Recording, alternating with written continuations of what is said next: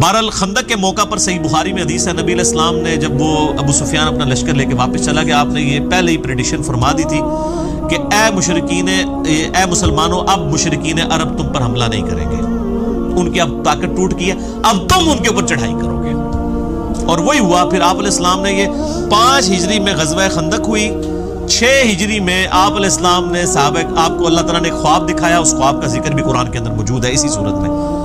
آپ نے خواب میں دیکھا کہ آپ یعنی عمرے کے لیے تشریف لے گئے ہیں اور آپ کے اصحاب بھی ساتھ ہیں، اور کوئی حلق کروا رہے ہیں، کوئی قصر کروا رہے ہیں، اور نبیوں کا خواب تو وہی الہی ہوتا ہے، جیسا کہ سورہ الصافات میں ہے کہ ابراہیم علیہ السلام نے خواب دیکھا کہ میں اپنے بیٹے کو ذبح کر رہا ہوں، تو انہوں نے اپنے بیٹے سے ڈسکس کیا، تو وہی الہی ہے، یہ نبی کا خواب جو ہے، بخاری مسلم کی حدیث ہے، نبوت کا 46واں حصہ۔ تو آپ نے اپنے صاحب سے کہا کہ یہ مجھے اللہ نے حکم دے دیا اصل میں، اور حکم یہ ہے کہ عمرہ کرنا ہے۔ اچھا، یہ عمرہ ایک یونیک عمرہ تھا جس میں قربانی کا جانور بھی ساتھ لے کے جایا گیا۔ ویسے قربانی کا جانور تو آپ حج قران کے اندر ساتھ لے کے جاتے ہیں، عمرے کے لیے بھی قربانی کا جانور لے کے جایا جا سکتا ہے۔ تو اسلحہ بھی ساتھ لیا، لیکن وہ بند اسلحہ تھا، یہ بھی ڈر تھا نا کہ کوئی حملہ نہ کر دے۔ تو بخاری مسلم میں آتا ہے کہ 1400 اصحاب، اور ایک روایت میں آتا ہے 1500، یعنی 1500 کے قریب اصحاب تھے جو آپ صلی اللہ علیہ وسلم کے ساتھ عمرے کے لیے تیار ہو گئے جانے کے لیے۔ اب وہاں پہ مشرکین عرب کو یہ اطلاع پہنچ گئی، اب ادھر تو کھلبلی مچ گئی، انہوں نے کہا لو جی ہم پہ حملہ کرنا ہے، آ رہے ہیں، اور یہ عمرے کے بہانے آ رہے ہیں۔ تو انہوں نے خالد ابن ولید کو اور ایک اور شخص کو جو ابھی تک مسلمان نہیں ہوئے تھے بھیجا جاسوسی کرنے کے لیے۔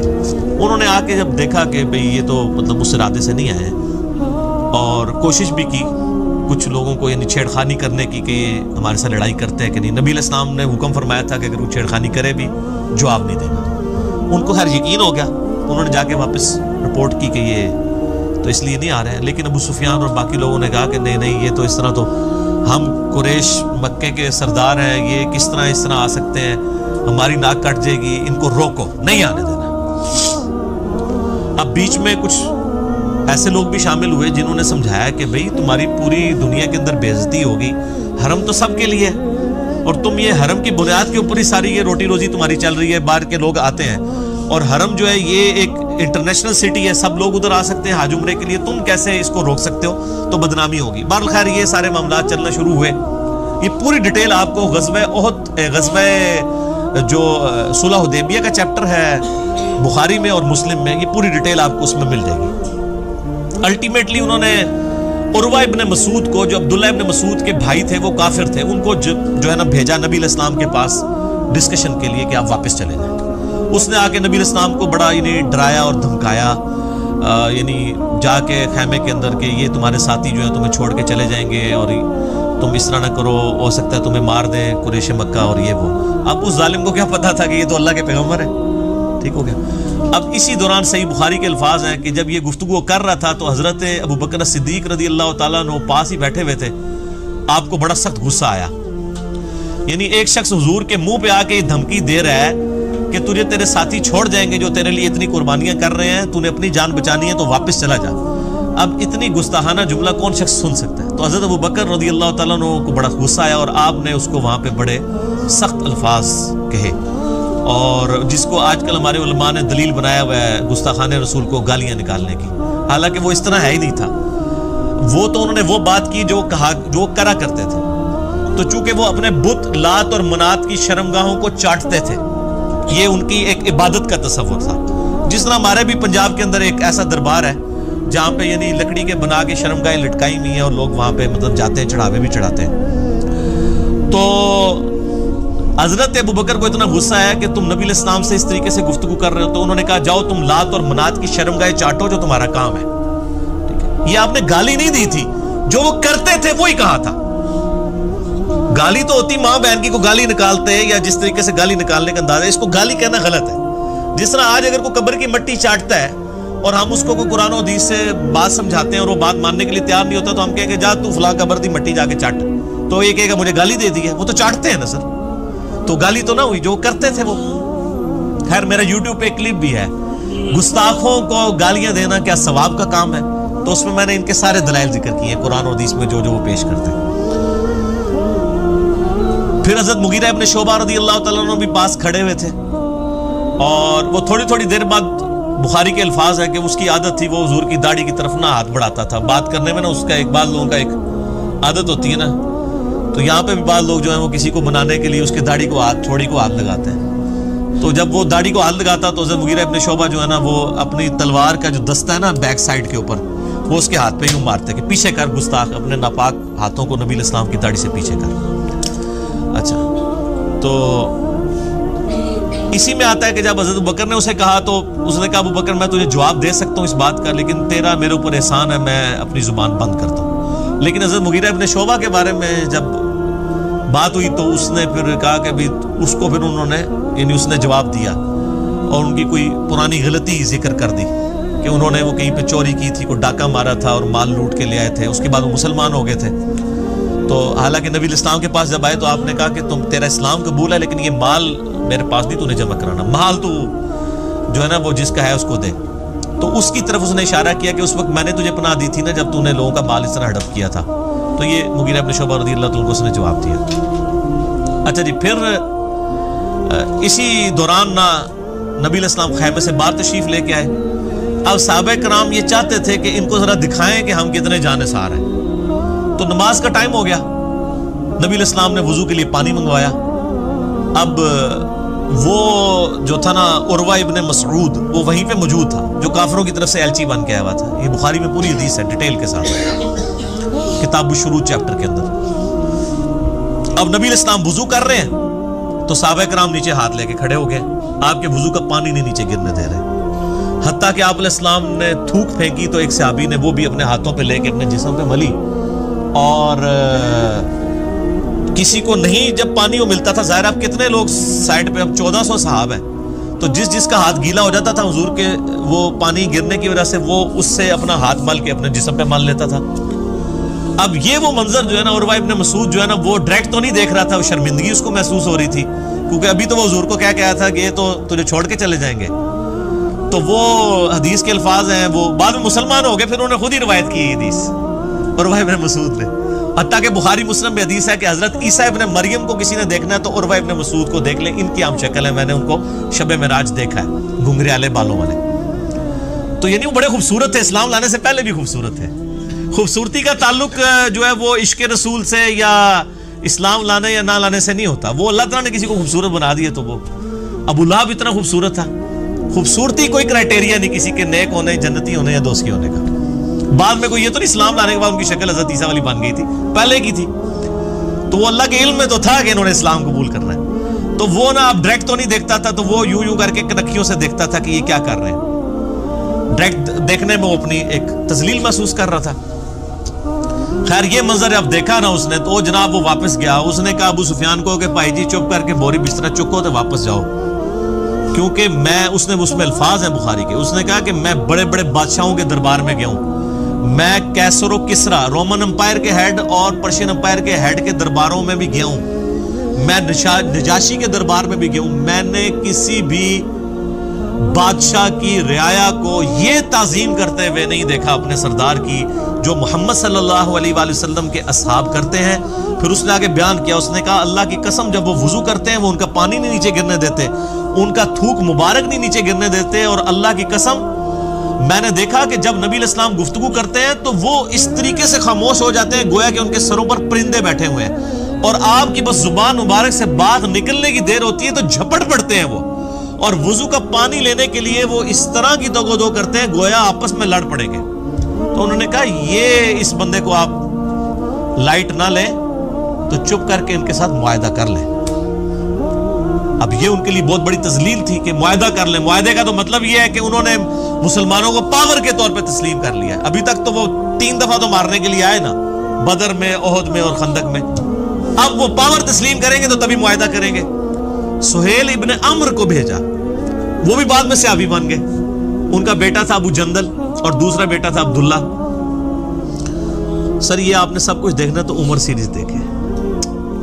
قطر والوں نے 30 اقساط کے اوپر سیدنا عمر فاروق رضی اللہ تعالیٰ کی پوری بایوگرافی فلمائی ہے، ان کو سینٹر کر کے نبی علیہ السلام کی سمجھ لیں سیرت فلما دی ہے ویڈیو میں.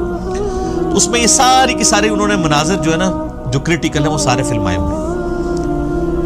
تو سہیل ابن عمر آیا تو پھر حضرت ابوبکر نے کہا کہ لگتا ہے اب صلح ہو جائے گی، کیونکہ وہ ذرا سمجھدار آدمی تھا، اور وہی ہوا. اس نے کہا جی آپ ہمارے ساتھ معاہدہ کر لیں. نبی علیہ السلام نے فرمایا ٹھیک ہے.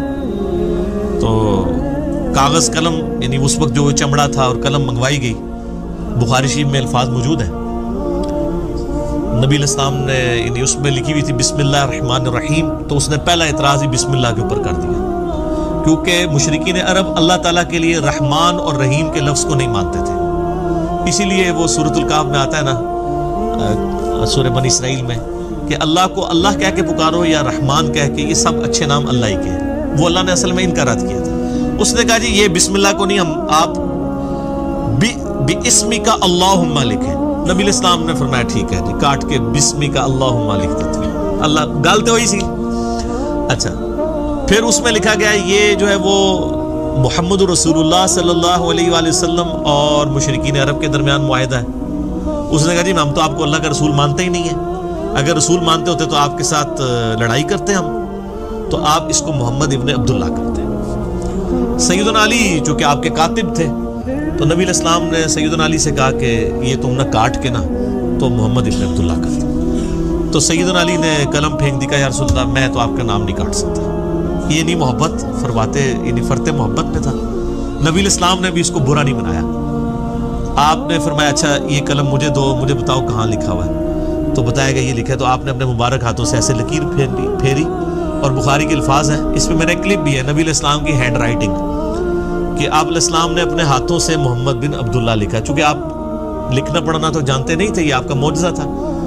تو وہ اس میں الفاظ ہیں حدیث کے کہ آپ کی رائٹنگ اتنی اچھی نہیں تھی، کیونکہ یہ قرآن میں سورہ عنکبوت کی آیت نمبر 51 ہے کہ یہ نبی علیہ السلام کا معجزہ قرآن ہے. اس سے پہلے 49 50 میں آتا ہے کہ اگر یہ نبی دائیں ہاتھ سے کچھ لکھ سکتے ہوتے تو کافر کہتے یہ کتاب انہوں نے خود لکھی ہے. تو یہ آپ کا معجزہ تھا کہ آپ امی تھے. بہرحال معاہدہ لکھا گیا، اس کے اوپر یعنی سگنیچرز بھی ہو گئے. اب حضرت عمر کی تسلی نہیں ہو رہی. صحیح بخاری میں حدیث ہے، حضرت عمر آئے، کہا یا رسول اللہ ہم سچے نہیں ہیں. بالکل سچے ہیں جی. یہ کافر کیا جھوٹے نہیں ہیں؟ کہا جھوٹے ہیں. اچھا جی. پھر کہا یا رسول اللہ علیہ وسلم کیا ان کے جو مقتولین ہیں وہ دوزخ میں اور ہمارے مقتولین جنت میں نہیں ہیں؟ فرمایا بالکل. تو یا رسول اللہ ہم کیوں پھر ان کے ساتھ دب کے صلح کر رہے ہیں؟ کیونکہ اس میں شرائط 3 شرائط تھی. پہلی شرط یہ تھی کہ اگر کوئی کافر مسلمان ہو کے یعنی مدینہ شریف آ جائے تو نبی علیہ السلام پابند ہے اس کو واپس کرنے کے. لیکن اگر کوئی مسلمان واپس آ گیا مکے تو مشرکین عرب اس کو واپس نہیں کریں گے. یہ دوسری شرط تھی. اب یہ تو دب کے صلح کرنے والی بات تھی. اور تیسری شرط یہ تھی کہ اس سال آپ عمرہ نہیں کریں گے، ہمارے بھی ناک رہ جائیں، آپ واپس چلے جائیں، اگلے سال آ کے آپ عمرہ کر لیں، قضا کر لیں. یہ 3 شرائط تھی. اب تینوں شرائط بظاہر ان کی فیور کے اندر تھی، بالکل ون سائیڈڈ تھی نا. لیکن اللہ تعالیٰ جب حضرت عمر فاروق نے اعتراض کیا تو حضرت عمر نے نبی علیہ السلام فرمایا کہ مجھے اللہ نے حکم دیا. اب نبی جب اللہ کی وحی کے ساتھ کوئی کر رہا ہے اس پہ تو کوئی اعتراض نہیں. بال حضرت عمر کی تسلی نہیں ہوئی.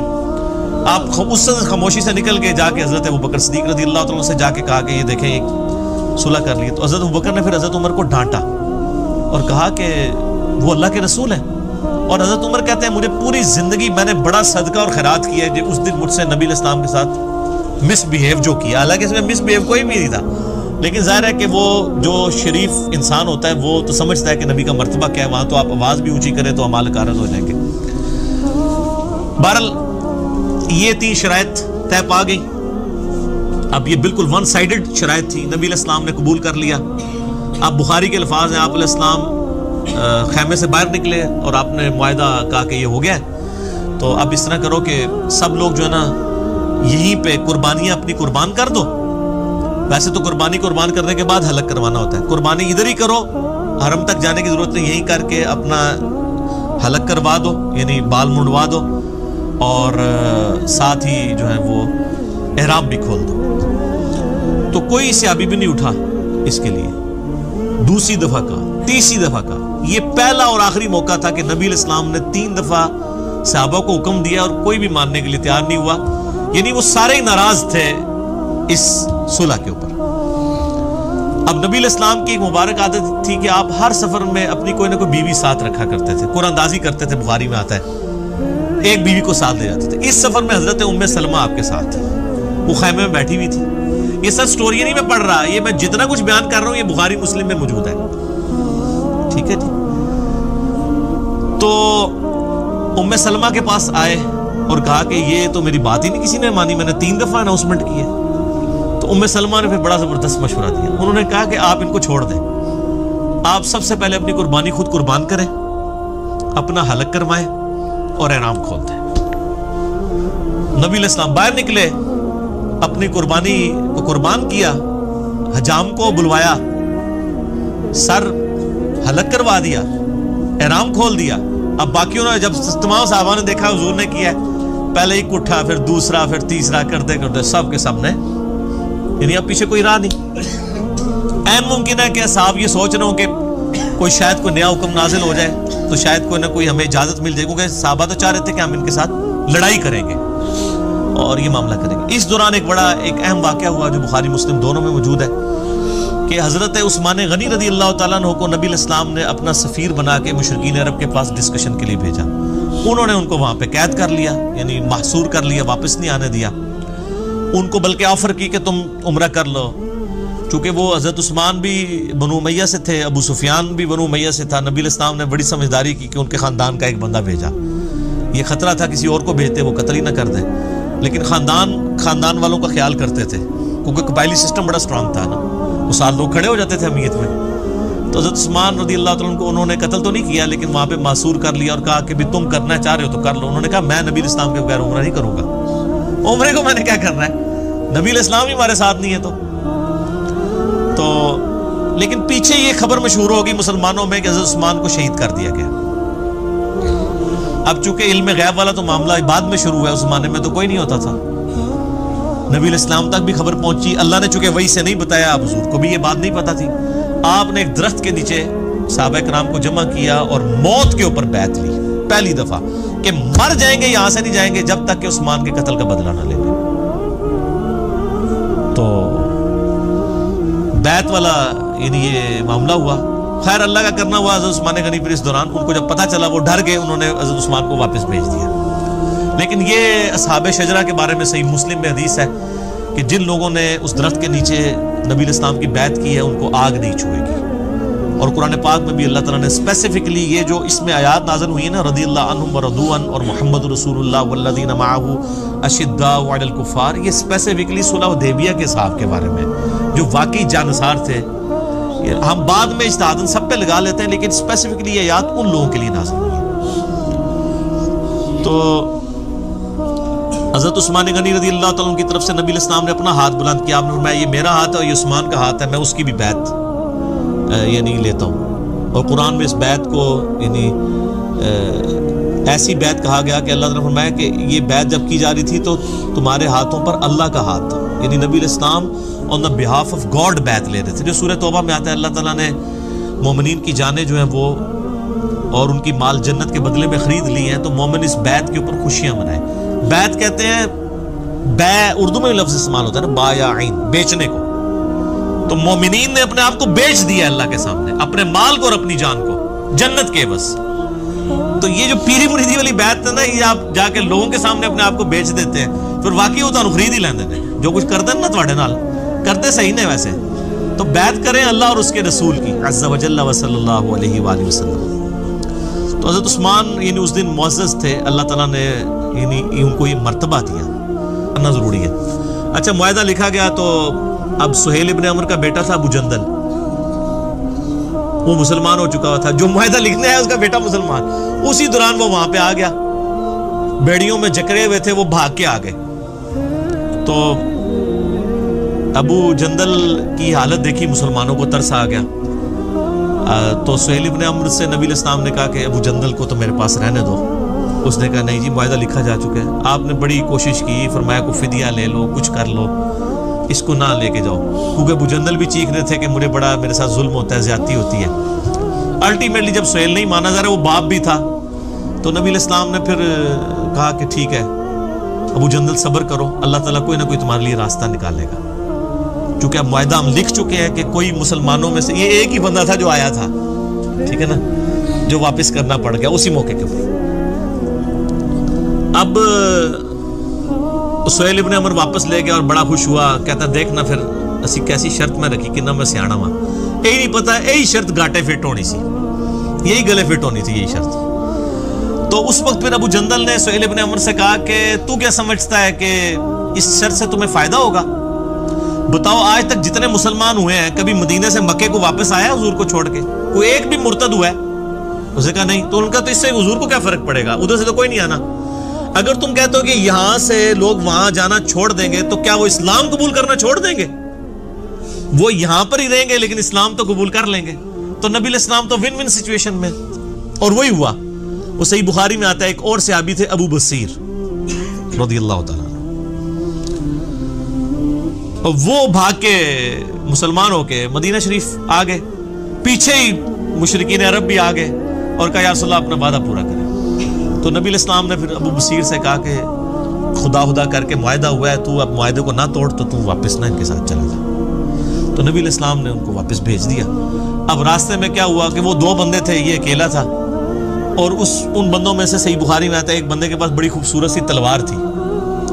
تو وہ تلوار کی اپنی تعریف کر رہا تھا کہ دیکھو یہ کتنی خوبصورت تلوار ہے, اس کا دستہ کتنا پیارا ہے, اور یہ جس کا عورتوں کو بھی عادت ہوتی ہے نا اپنی چیزوں کی تعریف کرنے کی. تو وہ ابو بصیر نے نا اس کی کمزوری سمجھ لی. تو اب وہ گپ شپ شروع ہوگی, ظاہر واپس جا رہے تھے, فرینڈلی ماحول تھا. انہوں نے کہا یہ تلوار ذرا مجھے دکھاؤ نا, میں بھی اسے دیکھوں. وہ تلوار پکڑی, اس کو قتل کیا گھوڑا لے کے. تو نبی علیہ السلام کے پاس آ گئے. نبی علیہ السلام نے فرمایا کہ میں تو اپنے وعدے کا پابند ہوں, تو تم ادھر سے چلے جاؤ. اس نے کہا یا رسول اللہ علیہ وسلم آپ جس چیز کے پابند تھے وہ آپ نے کر دیا, ٹھیک ہے میں مدینے میں نہیں رہتا, لیکن میں اب اس چیز کا بھی پابند کوئی نہیں کہ میں مکے میں واپس جاؤں, کیونکہ آپ نے تو مجھے واپس کر دیا تھا, یہ تو میں آیا ہوں نا واپس, تو مجھے آپ اجازت دیں. آپ فرمایا تم بس مدینے میں نہیں, جدھر مرضی جا کے رہو, اللہ تعالیٰ کوئی نہ کوئی راہ تمہارے لیے نکال دے گا. تو وہ سمندر کے کنارے ایک بستی تھی جہاں سے مشرکین عرب کے قافلے جایا کرتے تھے تجارت کے لیے شام, وہاں انہوں نے پڑاؤ ڈال لیا اکیلے بندے نے, اور منزل انہوں نے عمر سیریز میں فلمایا ہے. اچھا اب وہاں سے جتنے بھی مسلمان ہو کے آتے تھے نا, ان کو پتہ چل گیا, تو وہ بجائے مدینہ شریف جانے کے وہاں پڑاؤ ڈال لیتے تھے. ادھر کافی سارے مسلمان کٹھے ہو گئے. انہوں نے کہا اب ہم کافی زیادہ ہو گئے ہیں, تو ایسی دی تیسی قریش مکہ کی, انہوں نے ہمارا مال لوٹا ہے نا, اب ان کا کوئی قافلہ سلامت نہیں یہاں سے جایا کرے گا. تو انہوں نے کیا کیا, وہ قافلہ ان کا تجارت کا جب گزر رہا تھا, انہوں نے پکڑ کے لوٹ لیا سارا مال ان کا, اور ان کو واپس بھیج دیا, اور کہا ادھر جا کے خبر دے دو کہ آندھا کے بعد بھوکے مرو گے تم,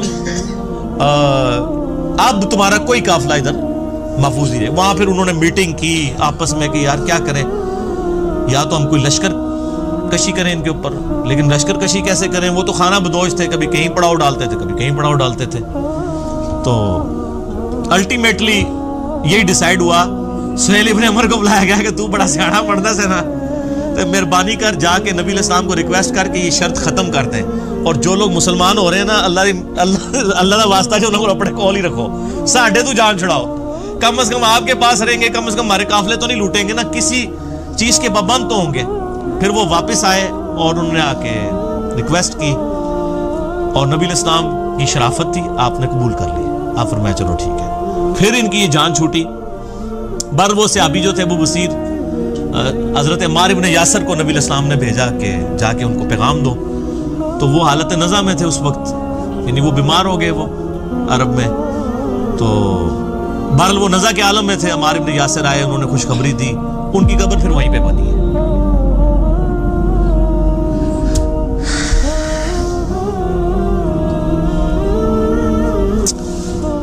ان لوگوں کے نام بھی آج لوگوں کو نہیں پتا, جن لوگوں نے اسلام کے لیے شروع میں کیا قربانیاں کی ہیں.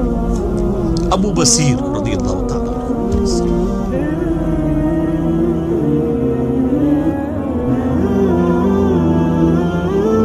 آپ دیکھیں کس طریقے سے یعنی ان لوگوں نے اپنی طرف سے ہوشیاری کرنے کی کوشش کی.